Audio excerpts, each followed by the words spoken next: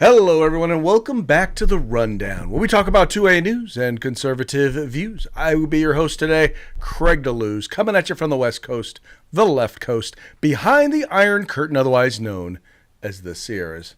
Now, normally I do not do this program by myself, but this week, Mr. Pilwarski's, well, he's going to be out of Dodge. He's going to be, he is doing some stuff with the Civil Air Patrol all this week, so he's going to be unavailable. But you're going to be here. I'm going to be here. We're going to have some great conversations. We're going to have a good old time. Because you know what? Because that is exactly what we do. We have a good time. We have good conversations. I hope that you enjoyed your Independence Day. I know that I had a phenomenal Independence Day. Good time was had by all. We got together with family. We barbecued, we ate. Now in California here, I got to admit, we're in the midst of we'll call it a bit of a heat wave. It's been a wee bit warm here in the state of California, but we've been having a good time. It's been 105 since something like the beginning of last week. I mean, we're probably going to be looking at 2 straight weeks of 100 plus degree weather. Today it's cooled off a little bit. It's actually around 102. So, there you go. But what's that saying they like to say in Arizona? It's a dry heat. Yeah, I don't know.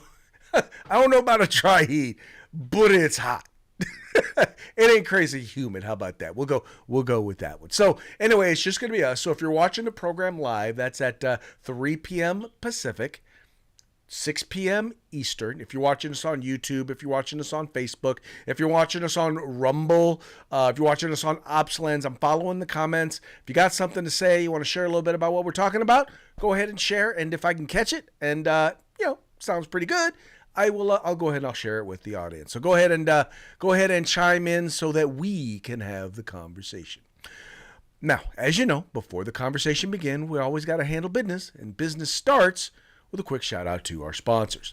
And we always start with Hitman Industries. If you're looking to do a new rifle build, or you're looking to rebarrel your current rifle, can't think of any place better for you to go than Hitman Industries. You can find them at hitmanindustries.net. Once again, rifle and pistol caliber barrels available for you today, including Glock barrels. And if you are a first-time purchaser from them and you're a first responder, you're going to get a discount. So check them out today, Hitman Industries. Then we've got the California Republican Assembly, working to elect conservative Republicans at all levels of government, from school board all the way up to President of the United States. In fact, Ronald Reagan once referred to the California Republican Assembly, or CRA, as the conscience of the Republican Party. So check them out at cragop.org. And once again, if you like what you see, become a member today. Then we've got Hog Holsters. This is where you go to get your concealed carry or your tactical holster, inside the waistband, outside the waistband, no matter what firearm you have, no matter what setup you have, what optic you have on it, what light you have on it. Trust me, they will have a setup that will work for you. Just go to hogholsters.com. Make sure you use the discount code The Rundown, all caps, no spaces, one word, just like it is right up there. Go ahead and do that, and you will get a discount on us. That's hogholsters.com. And then finally, the place to get all of your outdoor gear, all of your tactical gear. In fact, you can find pretty much everything there but the gun. All right? It's uscombatgear.com. Veteran owned and operated. Great selection. Fantastic prices. Fast shipping. Check them out today. uscombatgear.com. All right. Now's the time to get into today's news stories. And if you've been following anything on the internet lately, if you've been following, or you have anybody who is a Democrat who is part of your, following, so anyone who you associate with on social media, you've probably heard the phrase or the term Project 2025. And I will tell you, liberals, and particularly in the liberal media, they are losing their minds over this. Let me know when you guys are finished fighting amongst yourselves who I got to vote for in November to keep Hitler out the White House. That's all I want to know. Oh, and by the way, if it's Biden in a coma, I'm going to vote for Biden in a coma. I don't even really particularly like the guy. A lot of his policy, don't like him. He's not Donald Trump, right? Yeah. Hitler, White House, we keeping him out, keeping Project 2025 out. That's all I care about. The Project 2025 thing is the whole Republican Party. No, it's not a game, and this is not a drill. Project 2025 is their plan. It is serious. It's in writing. It's public. They are attacking our most vulnerable citizens. The Project 2025 plan is not a game. Look it up.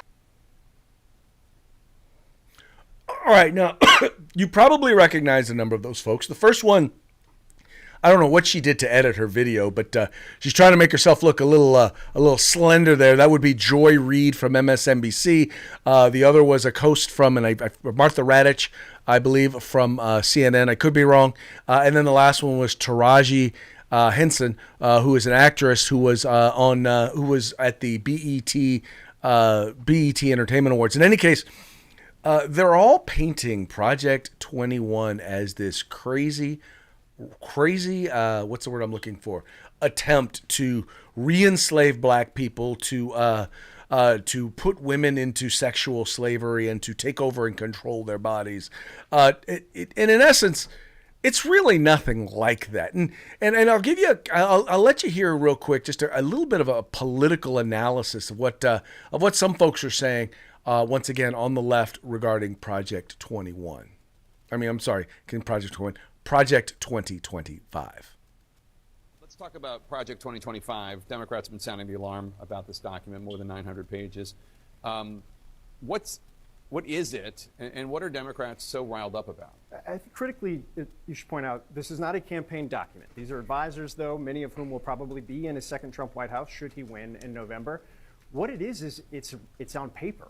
And I think when you put 900 plus pages of conservative policies, and the vast majority of them are strong conservative policies that you and I would be very familiar with, but they're also very aggressive. And I think some of them would be considered radical, even by some Republicans, when you look at the immigration space, when you look at the federal agency space, when you look at what they would want to do with abortion and things like mifepristone. They spell them out in detail, written each chapter by somebody who either had a past high-level role in the administration or could likely have one in the second administration, laying out what they aspirationally would like to do. I think the reality is it actually tracks really closely with what we've seen from the Trump team, from the campaign on their own website. The president has been very upfront about his expansive policy goals for a second term. And it's also this, Project 2025 is not operating in isolation, nor are they operating in a vacuum. There is a constellation of outside groups, very well funded, former Trump administration officials that would likely be in a second term that are doing similar things, just less publicly.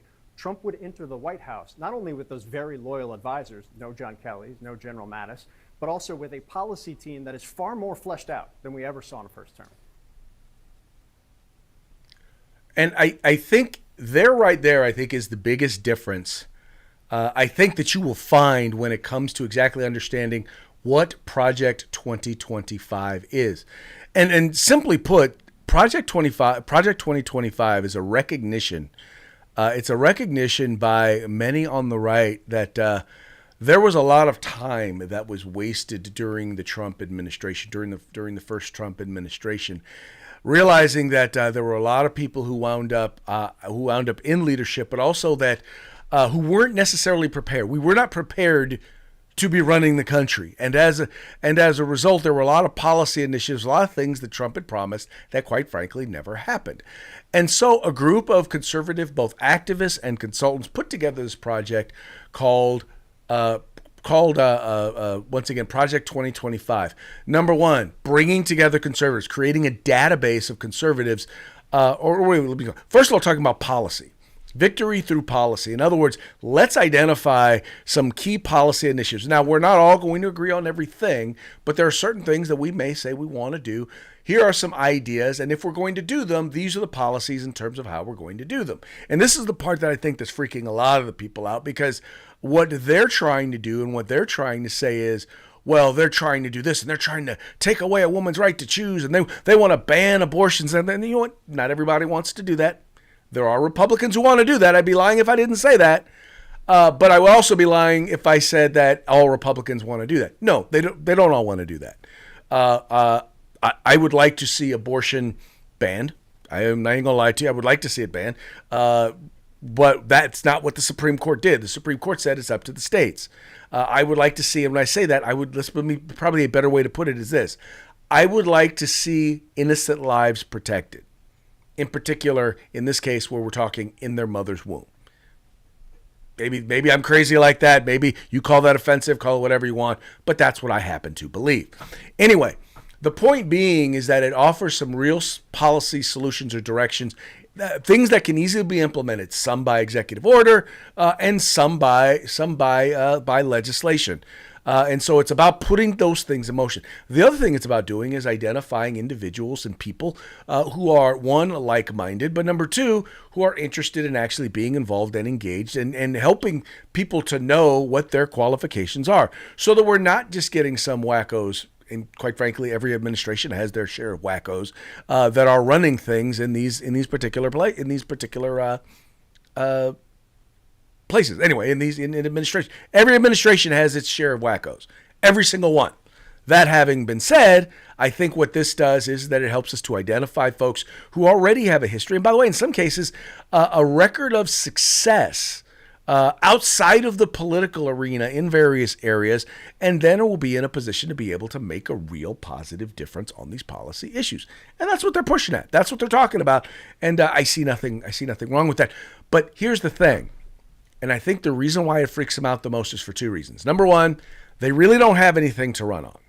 I mean, we know this. We know that they really don't have anything substantive for them to say, this is the reason why you need to do this. But the funny part, and so all they have to do is fear, right? They have abortion. They're going to take away abortion, or they're going to take away a woman's right to choose. They're going to control women's bodies. And Donald Trump, right? And what's funny about this one is they're trying to lay this at the feet of Donald Trump, but Donald Trump has said, I have no idea what you're talking about. I don't support Project 2025. In fact, it says here, Biden assails Project 2025, a plan to transform government, and Trump's claim to be unaware of it. Now, if there's two of these things that I believe, one of these things that I believe, let me tell you, I firmly believe that Trump had no idea about it because, well, let's just be honest. Trump pretty much flies by the seat of his pants. And so on a lot of this policy stuff, and that's, by the way, one of the reasons why they did it was because not so much that Trump was going to institute this, but that the people who are eventually going to be working for Trump, who are going to be representing members of Congress, who are going to be in a position to be able to implement policy, they're the ones that are going to have an opportunity to start to then engage on all this various different legislation. That's the point behind it. But like I said, the left is freaking out, and they're making it, this is Donald Trump's thing, and Donald Trump's got to have it. And anyway, it's all about fear. And it's fear because they know their guy is going to lose. I mean, let's just be real. They are terrified because well, you have stuff like this happening, like in our next story. You have a situation here where the Biden campaign has been planting questions with media, right? In other words, they say, we're going to go on and we're going to try and be original. We're going to sound like we've got vigor and we're on top of everything. And as a part of that, we're going to send people the questions we want them to ask. Don't believe it happened? Yeah, it happened. I listened to both of them, and there's something that's similar here. You each you asked 4 questions, and maybe that's what you were allowed to ask by the campaign or the White House. But they were essentially the same questions, both interviews, about accomplishments, progress in your respective state, what's at stake in the election, what he has to say about his debate performance, and what he would say to voters who think their vote doesn't matter or might sit this election out. Were those questions given to you by the White House, or or the campaign, or did you have to submit questions ahead of this interview? The questions were sent to me for approval. I approved them. Okay, so the White House sent the questions to you ahead of the interview? Yes. Okay. I got several questions, 8 of them, and the 4 that were chosen were the ones that I approved. Okay. And the reason I ask is not a criticism of either of you. It's just that if the White House is trying now to prove the vim, vigor, acuity of the president, I don't know how they do that by sending questions first before the interview so that the president knows what's coming.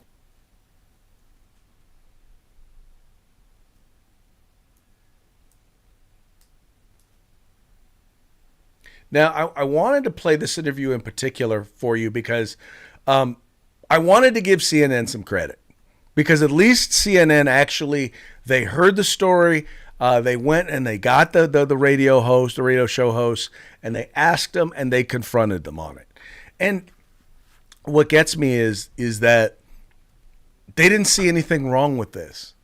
And I'll tell you why they didn't see anything wrong with this, because I cannot speak for the brother, but for the guy. But the girl, she was on a station called WURD, or Word Radio, which is I guess is part of black-owned media.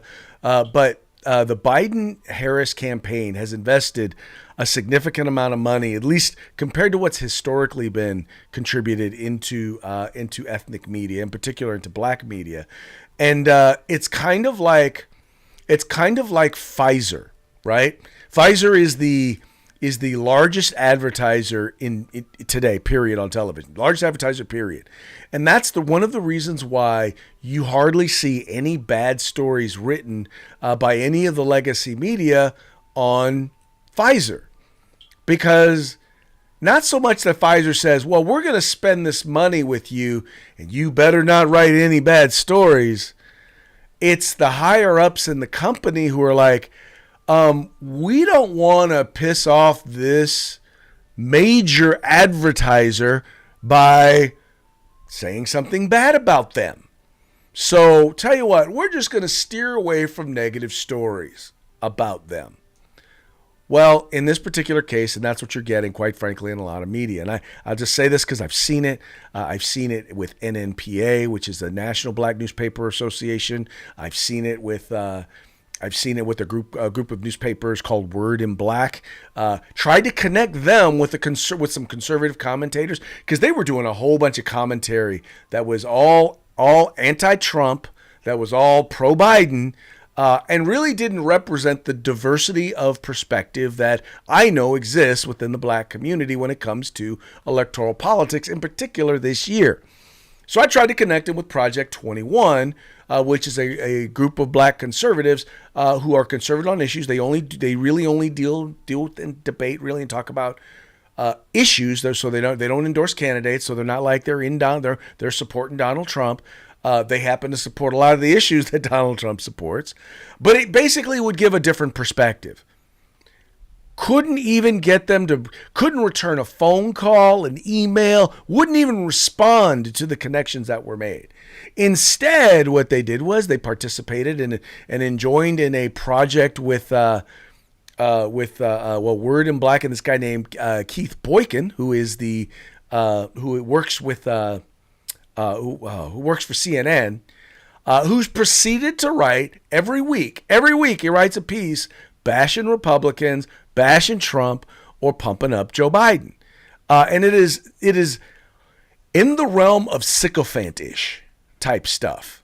And you realize that there's a reason why. And there's a reason why the papers who are part of Word in Black are pushing it. They're pushing it because they're getting paid. Now, I don't know if it's something that's actually being reported, but I do know that it's not being expressed as paid advertising, which is what it really is. And that's what this was. These were like paid campaign spots, right? Because I guarantee you on those stations, there are ads for Biden-Harris. I guarantee if I'm wrong, I will apologize. But y'all got to prove me wrong. I'm just saying right now, I'm willing to bet there's paid advertisement. I'm willing to bet with a lot of these pro-Biden articles, I'm willing to bet there's money going to groups like NNPA. There's money going to groups like Word in Black. And it's going to them for that very reason. It's because they're being bought and paid. Their opinions are being bought and paid for, and they're not being honest about it. Now, Word in Black, by the way, the Word in Black used to be, supposedly it used to be a nonprofit. It's no longer a nonprofit, so it's for profit now. So they don't have to worry about that. Now, the thing I do wonder about is as media outlets, or in this case, or these guys, WURD, do they grant the same opportunities to their opponents to come on? And are they going to allow Donald Trump to put forth questions and then answer, have them ask the questions? By the way, just as you heard before, they were given 5 questions, and they were only able to ask 4, and so all 4 of them happened to be the questions that were submitted. Anyway, all that having been said, the female host was fired, so she's been laid off. I'm for one of 2 reasons. One, because she allowed, because she only asked questions that came from the campaign, or, and I believe the more likely reason, because she admitted to asking the questions that came directly from the campaign, thus making the radio station look bad. That's going to be my guess. I could be wrong, but you don't get to just say I'm wrong. You got to prove me wrong. And there's a reason why they're doing this, folks. They right now are in the midst of a vigor and a Vix and Vigor campaign, a charisma campaign, whatever you want to call it. Because let's be honest, Joe Biden is a dead candidate walking. He is. He's a dead candidate walking. This is a snippet from the interview that was done with George Stephanopoulos, who is by all means a Democrat operative who pretends to be in the media. And this is the questions he asked him. Now, I will say this. George was digging deep. He actually was kind of leaning on the president. I will at least give him that. Because, partially because he couldn't deny the obvious anymore. After the debate, we ran a poll, and every single person we polled thinks that you're a retard. We polled African Americans. They all say you're a retard. Hispanic Americans also think that you're retarded. They call you El. Oops, that was supposed to be part of the parting shots. I actually did pull down. I thought I actually did pull down the interview.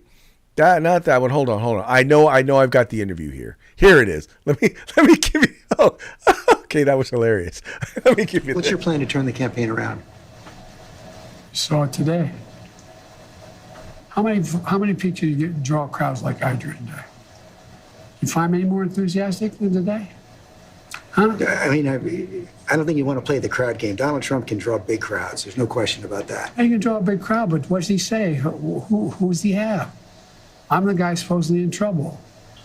We raised $38 million within 4 days after this. We have over 1 million individual contributors. Less than $200. I've not seen what you're proposing. You haven't seen the fall off in the polls. You haven't seen the reports of discontent in the Democratic Party, House Democrats, Senate Democrats. I've seen it from the press.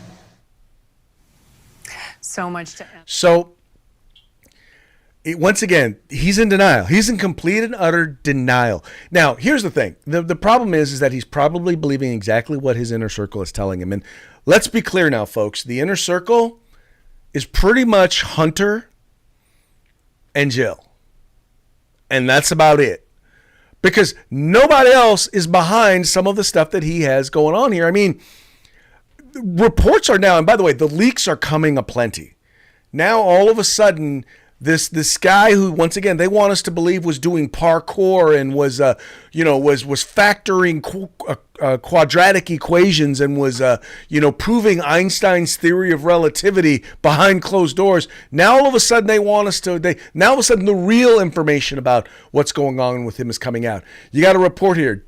Biden guided by document instructing him to walk to podium during events. In other words, he has to be told where to go at a particular event because guess what? Because he is going to forget, right? Reports about, here's another report. This one is at the New York Post. Parkinson's doctor visits White House 8 times in 8-month period, record show. Now, once again, this is all during times in which they know what's going down. They know something's wrong. They know people.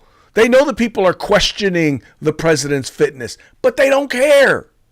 They're lying to the American public. And you can't tell me the media doesn't know this. But these are all, once again, people inside don't know. Here's another one. Report. Biden aides scared shitless. This is from the Washington Free Beacon of rage-addled POTUS. Dementia patients may become increasingly agitated and aggressive as condition worsens. And he, by the way, and this is based on the fact he is known to yell at people. He's known to cuss them out.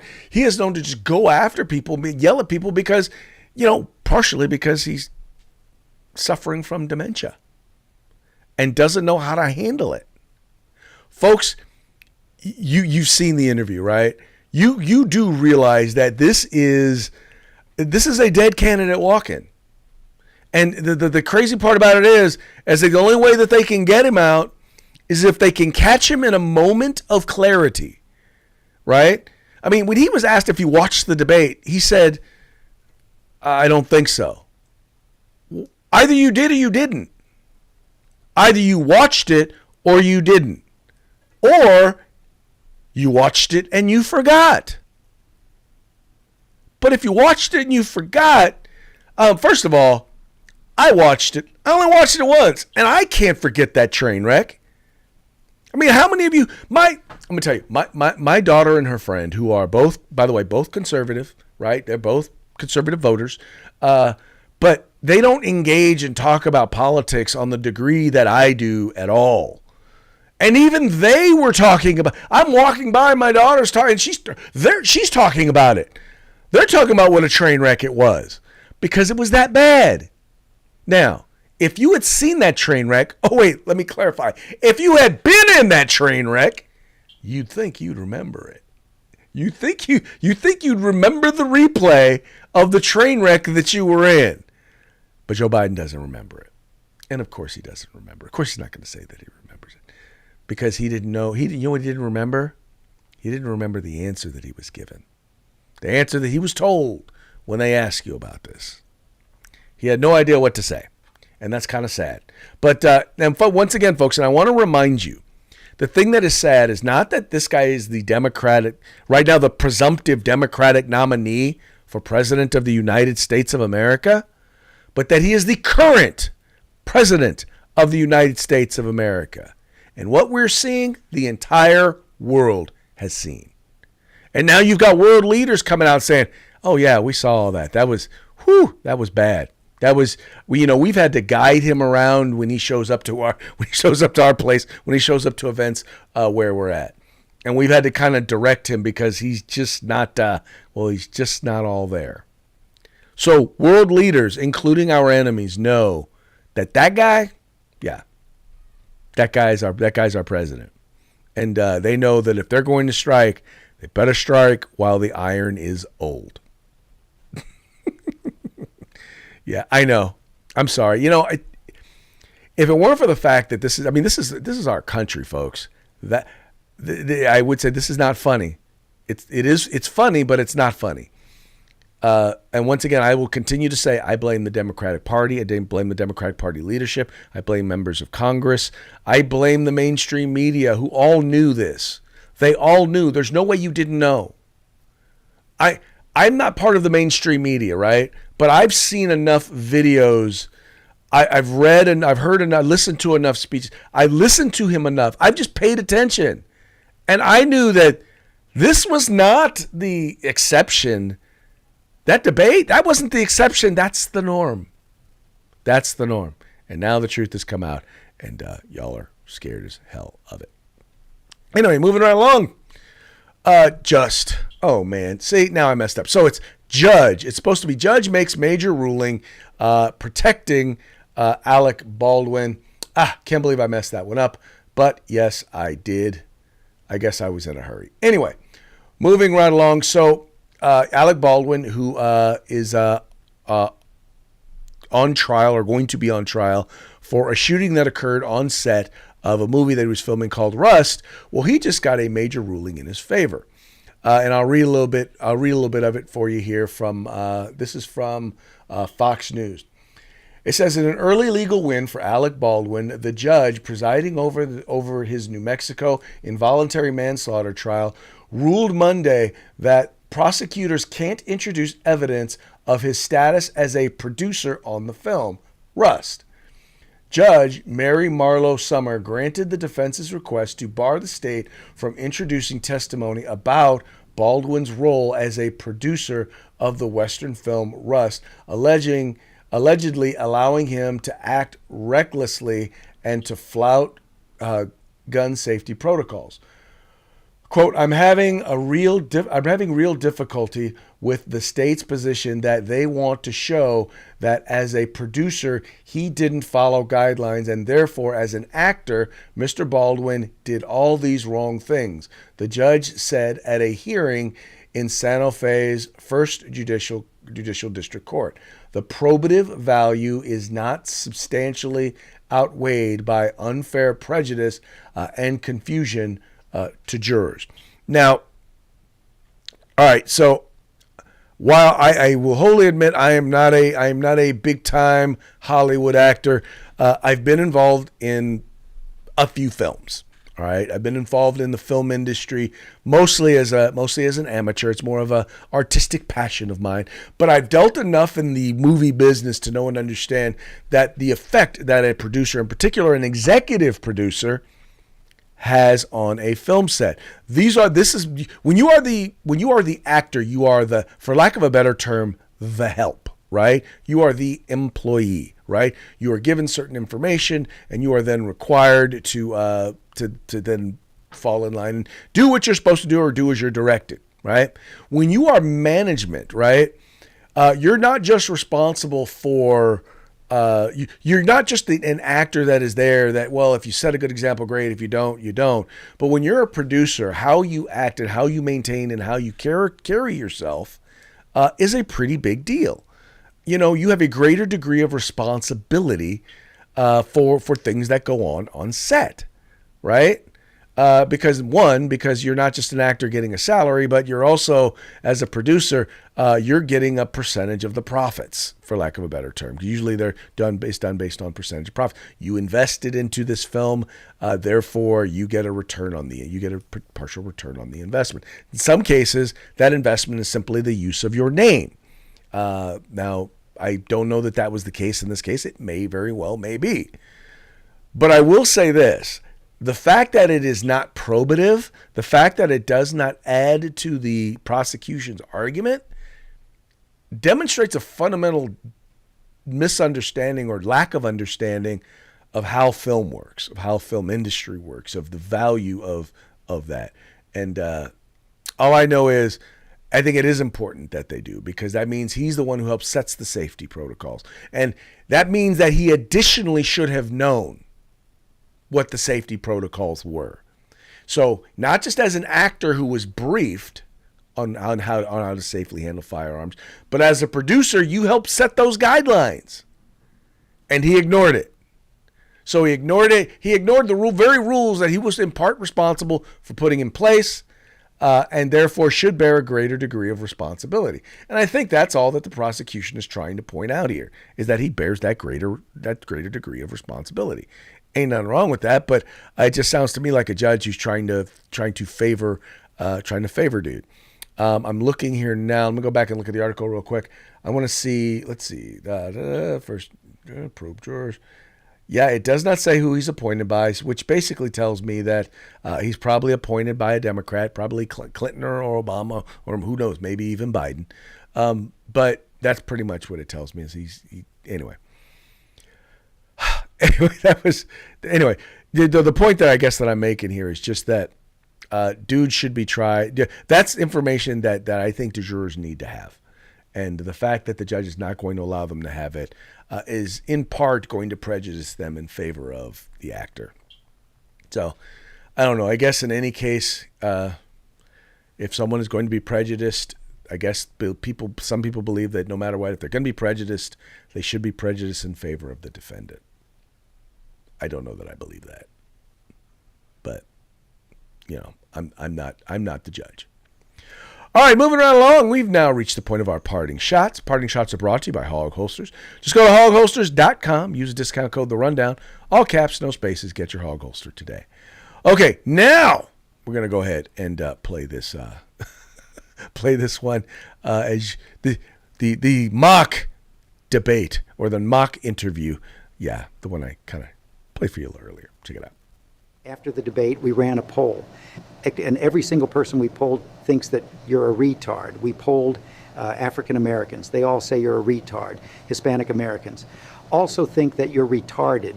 They call you El Retardo. We even polled actual retarded people. Even they say you sound absolutely retarded. You see where this is going, Mr. President? Well, I just had a bad night. Oh, that one was hilarious. I gotta love that one. Gotta love that one. Okay, next up.